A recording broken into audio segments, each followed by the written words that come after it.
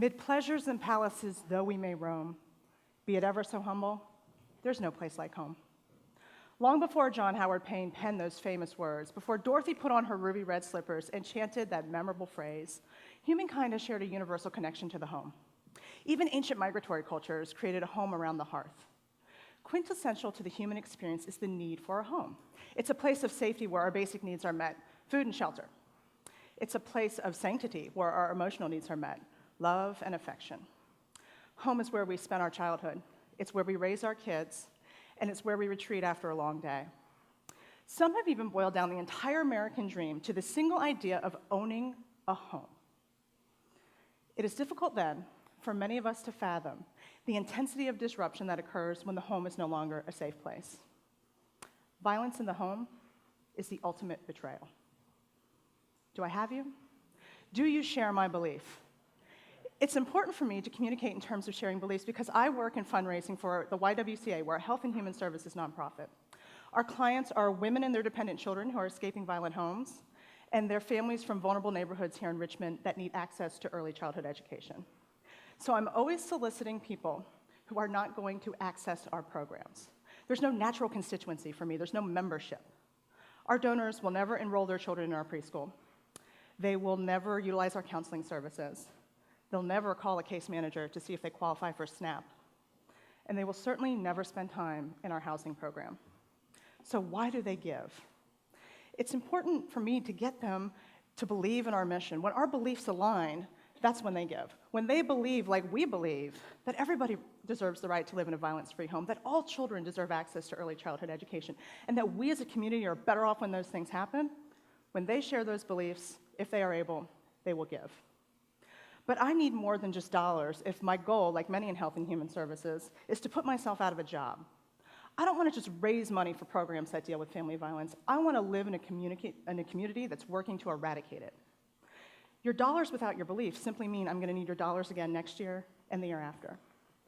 When our beliefs aren't in alignment, we stifle our ability to make progress as a community. I need you to believe that violence in the home is an abomination, that is unacceptable, not just in my neighborhood, but in your neighborhood. I need people to get fired up, to want to be part of the solution to this type of violence in our community. There's no other motivator, none.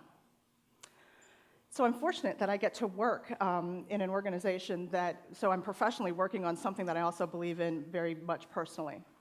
But I decided to take it a step further and volunteer right where I work. I volunteer with the Regional Hospital Accompaniment Response Team. It's called RHART for short.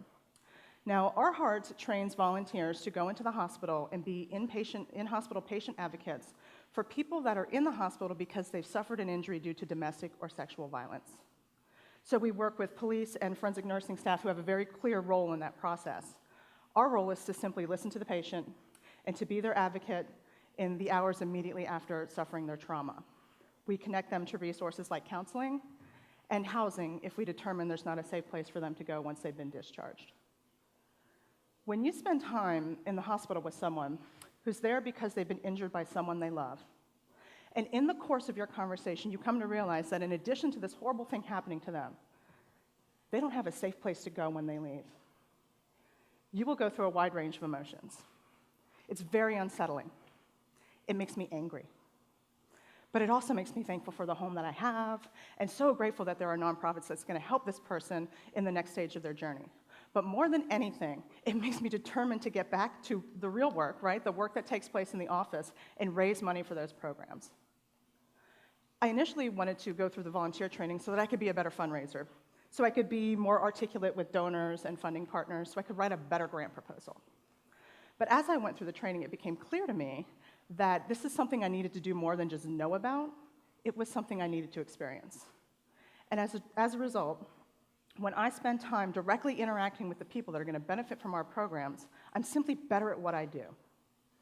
So let's take this idea of aligning beliefs and apply it to our city. How do you want your city to look? Free of hunger, everyone in a home, animals treated humanely, creating art. How do you want your city to look? I want us all living in violence-free homes. But what is your deepest held personal belief, and can you apply it right here to the city? I think you can. If it's any of those things, art, education, human welfare, healthcare, I promise you there's a nonprofit right here in town whose beliefs align with yours. and they need your help, and they have a program already in place designed to enact real change. When we align our beliefs, we're positioned to make a greater impact because there's more of an opportunity for involvement.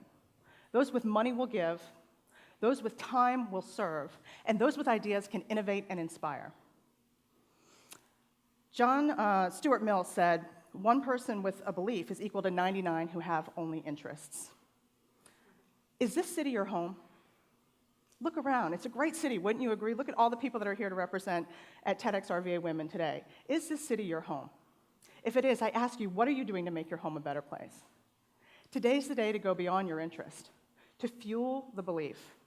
It's not just a call to action, it's an invitation to do something that you believe in. Because there's no place like home. Thank you.